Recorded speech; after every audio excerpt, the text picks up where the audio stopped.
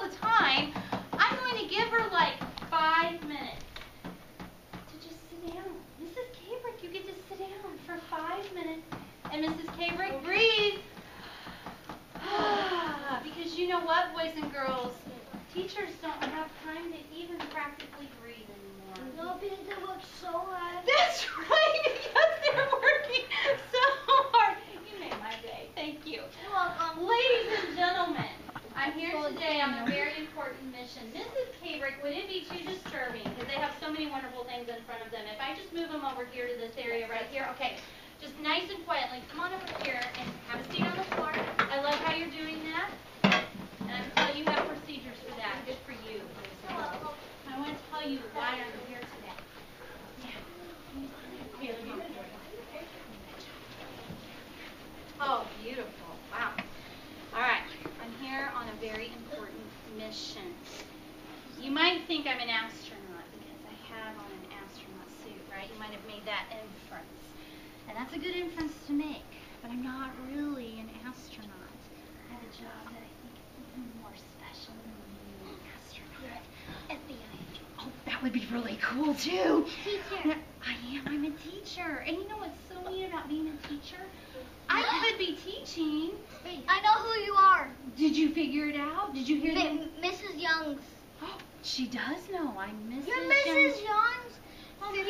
Sister-in-law. And wow, they are good. My Yeah. goodness gracious, you are Yeah. on it Oh. today. Now, hands down for just a second, okay? You're right. I'm Mrs. Young's sister-in-law, and I am a teacher. And what makes being a teacher so special is I can look out at you, and you know what? I could be teaching future astronauts and future FBI agents.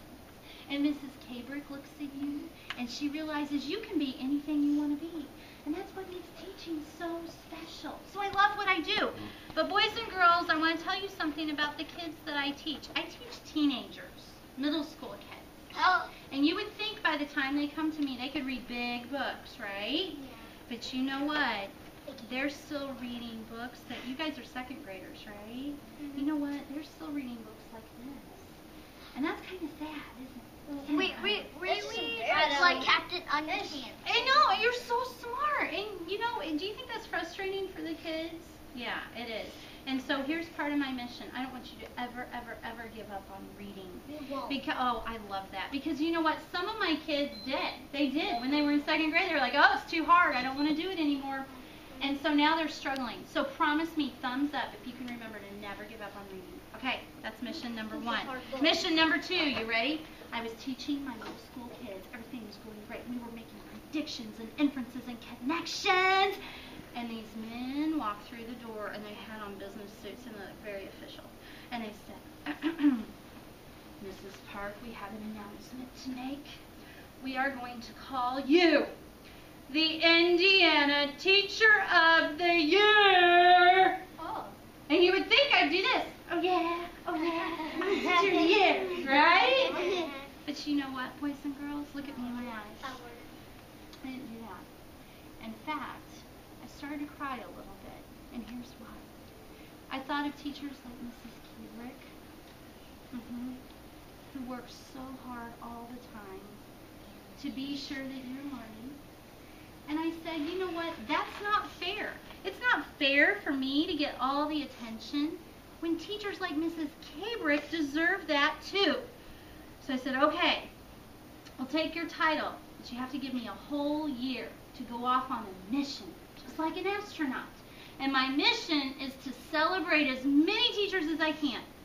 So I went and I met a man who lives in a big white house in Washington, D.C. That's you. That is me. And who am I with? Barack Obama. Our president, right? I went and I met the president. That's cool. And I said to the president, you know what, I'm worried about our teachers because I don't think we're treating them the way we should.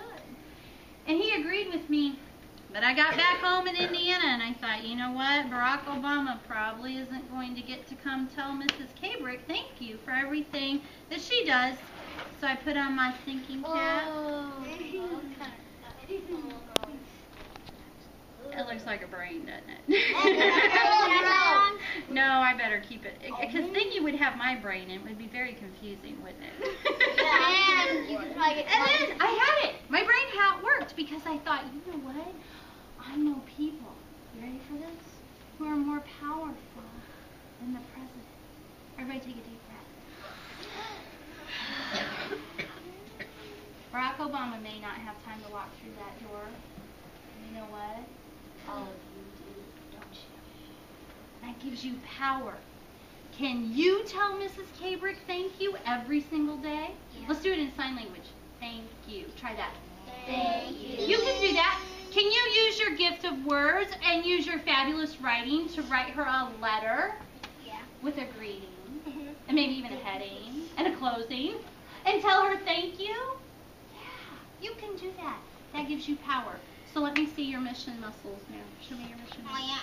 All right, we are on a mission, Oh. boys and girls in 2nd grade, to celebrate our teachers. Now, I want to talk to you about how the kids in Singapore describe their teachers. You ready for this? Yeah, it's a country. You'll have to look at it on your map. Singapore. In Singapore, they call their teachers gems. Oh. Whoa. Is that a real one? Now, I'm always honest with my students. It is not real. It's probably made out of glass. But let's just pretend for a minute that it is real. When you treat it like it's really special. But you're not supposed to drop it else you'll No, exactly. And we don't want it to break. So, I want you to think of Mrs. Cabrick. Listen to this. Like she is a gem. A special, precious gem. And the words that you use with her every day, I want them to be chosen very carefully. Can you do that for me? Thumbs up if you can help me. What on you this do, one. you can never take back from it. I love that. That's so true. When those words come out, you can't get them back. I can tell you've talked about that. But if you say sorry, you can kind of make them feel a little better. You can try. But my mom says, if you say sorry, you're a sorry person. But if you say apologize, that means you are you. And you know what? If you don't say it in the first place, do you ever even have to say I'm sorry? So we're going to treat Mrs. Cabrick like she's special. Now, I gave her my gift of words. I wrote a poem that reminds her that she's a what? A gem. Is that real too? This is a real pretend gem. And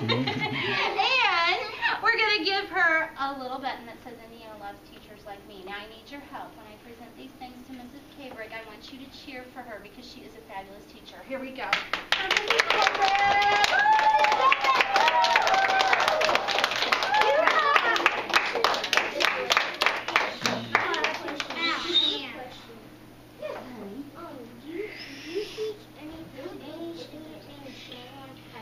You know what, honey? I teach in a town called Huntington.